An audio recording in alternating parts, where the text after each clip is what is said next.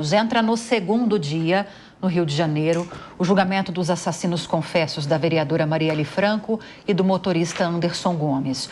Hoje, o dia é de argumentações de acusação e defesa.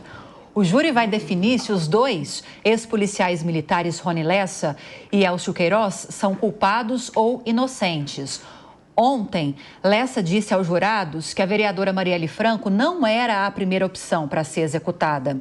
O ex-policial afirmou que foi procurado a princípio para matar o deputado Marcelo Freixo, que hoje está à frente da Embratur. Lessa falou para os mandantes que Freixo era um alvo inviável. Segundo ele, Marielle foi o segundo nome apresentado pelos mandantes porque ela seria uma pedra no caminho em loteamentos na zona oeste carioca, loteamentos estes que seriam geridos pelas milícias no Rio de Janeiro.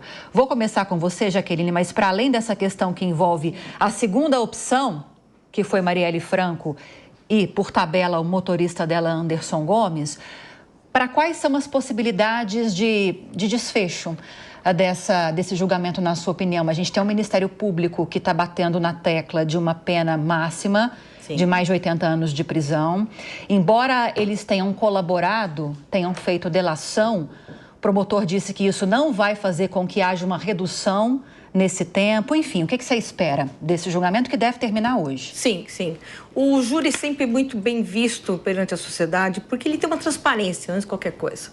Esse júri está sendo até televisionado e essa transparência traz um alento com relação a como serão os trabalhos.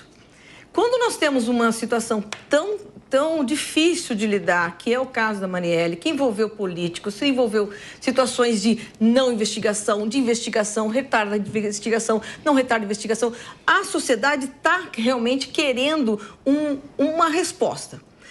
Com relação à dosimetria da pena, que nós falamos em 80 anos, nós falamos 120 anos, eu já ouvi falar que não, vai ser 100 anos. O que nós temos lá? Nós temos 3 vítimas. 2 vítimas fatais, que é a Marielle e o seu motorista. E temos a sua assessora, que graças a Deus tá bem, graças a Deus, fez o depoimento dela. Quando o júri, o que acontece no júri? Quem vai definir com relação se é culpado ou inocente é o representante do povo, são os jurados. O Ministério Público, ele pode pedir, o advogado pode pedir pena máxima, o advogado pode pedir pena mínima, mas isso, nós temos uma limitação legal.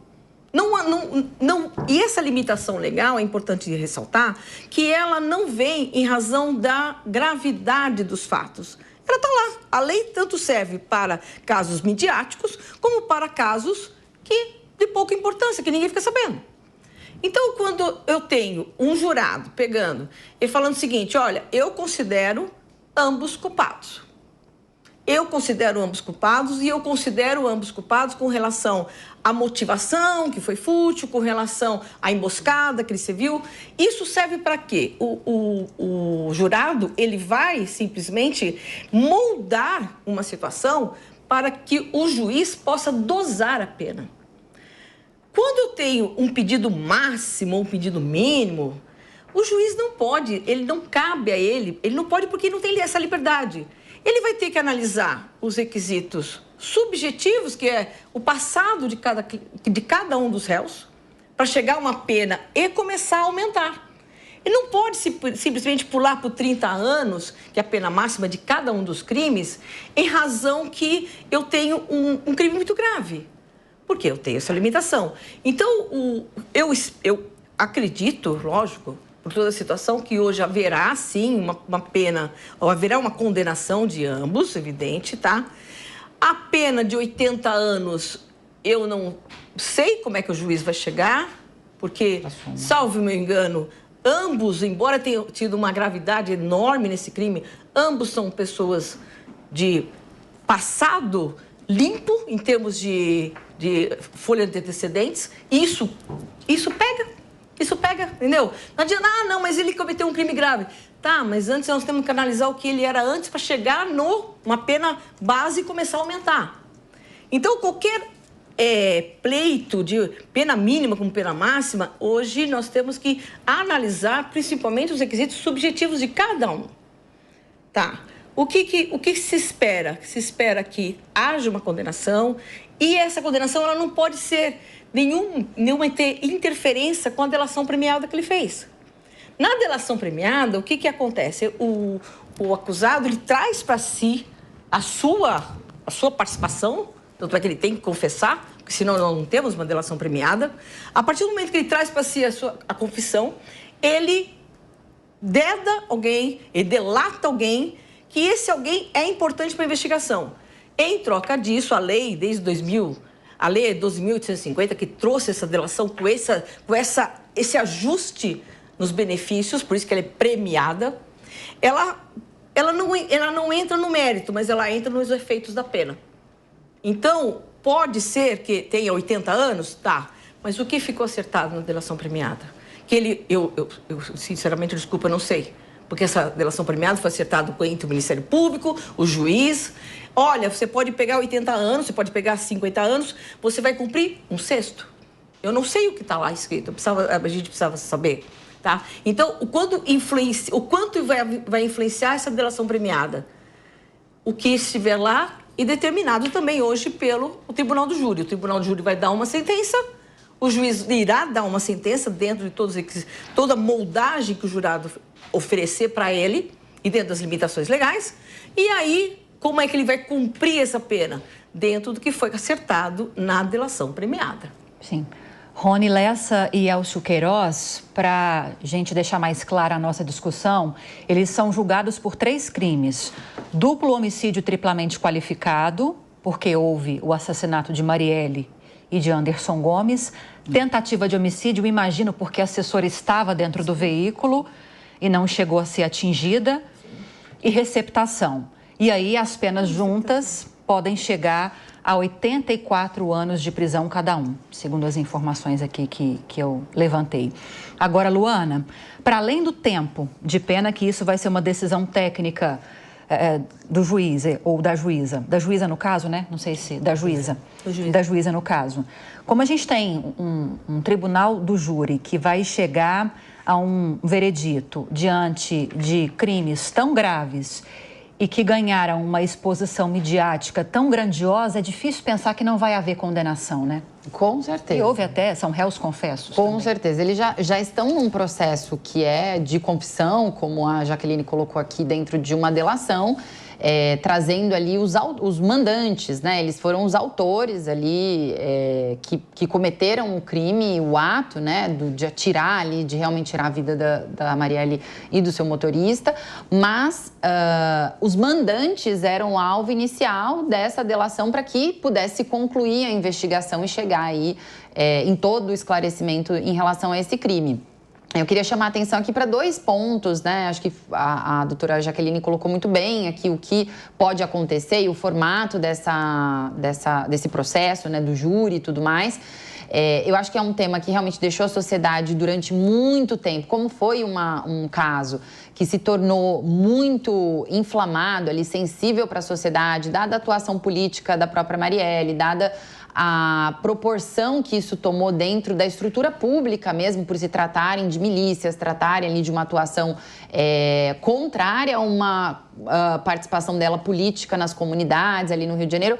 Esse tema ficou durante 6 anos até ter agora, né, o seu desdobramento final, espera-se que final. Então, acho que chamar atenção aqui para esse tempo, né, que a justiça brasileira tem e o quão desgastante é para a sociedade quando a gente tem casos assim que demoram muito tempo para serem desvendados, para serem resolvidos. Acho que esse é um ponto que seja... em relação a Marielle, obviamente que era uma pessoa pública, mas tantos outros casos que a gente tem no Brasil só demonstram que a nossa justiça realmente tem uma letargia, tem um processo muito que cria um problema maior do que aquele que a gente já teve ali das vítimas, das famílias que ficam anos esperando para se resolver.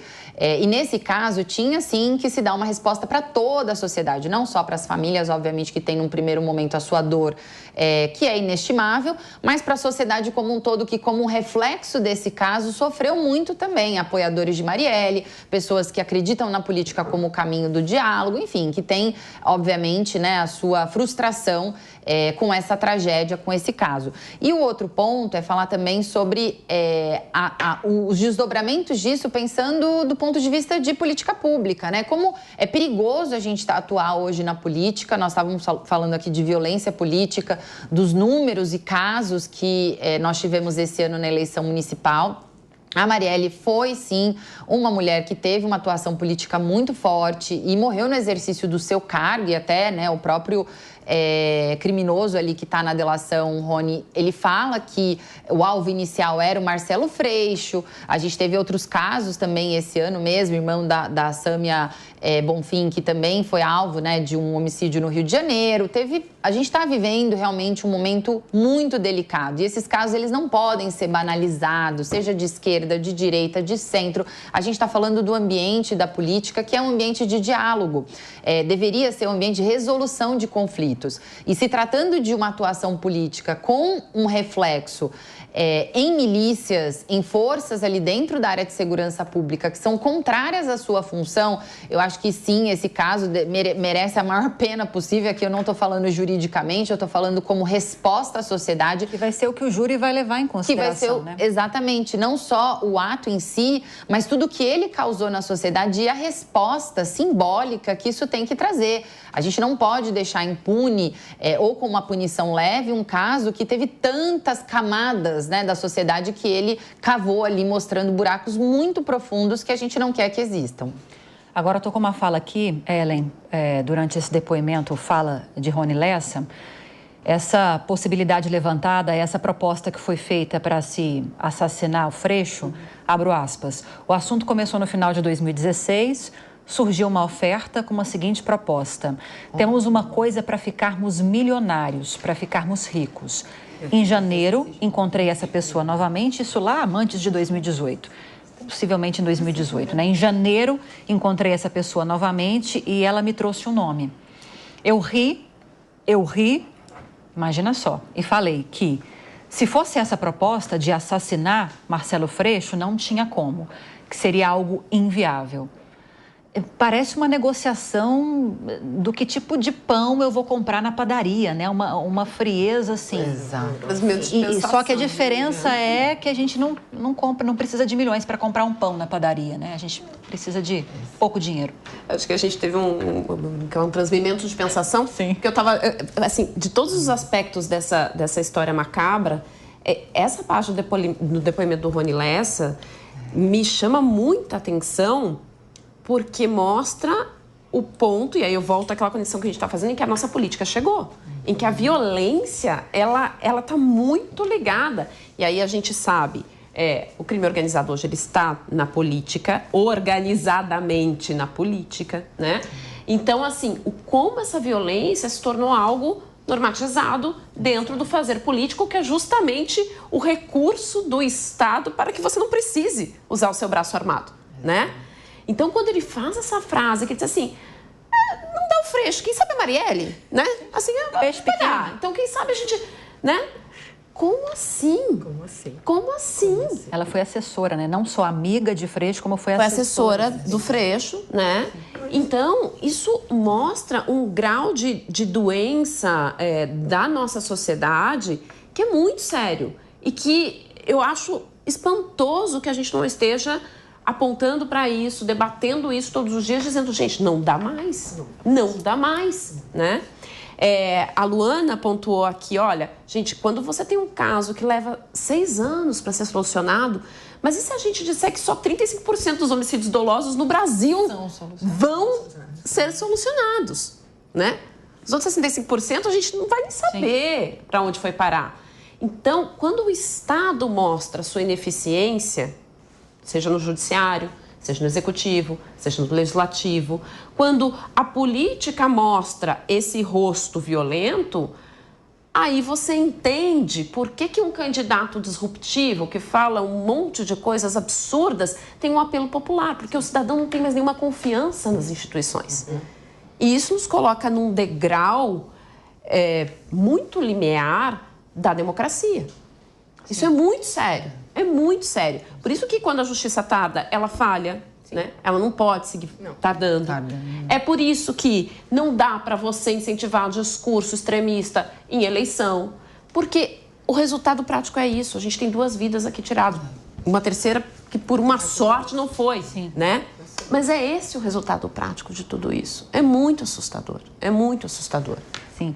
Rony Lessa e Elcio Queiroz, ex-policiais militares. Treinados pelo Estado. Treinados pelo Estado. É por isso mesmo que eu estou até enfatizando essa informação, que estão sendo julgados e possivelmente serão condenados ainda nesta quinta-feira pelo Tribunal de Júri por serem os autores dos assassinatos. E, paralelamente, no STF, os irmãos Brazão, um ex-conselheiro do Tribunal de Contas do Estado do Rio de Janeiro, Domingos Brazão, Chiquinho Brazão, um ex-deputado federal, não vou colocar ex ainda porque o processo ainda precisa correr no plenário, passou pelo Conselho de Ética de Cassação, precisa passar pelo plenário da Câmara dos Deputados, mas outras 2 instituições e também o delegado Rivaldo Barbosa representando a Polícia Civil no caso, ou seja, são instituições. A infiltração do crime organizado em todas essas instituições.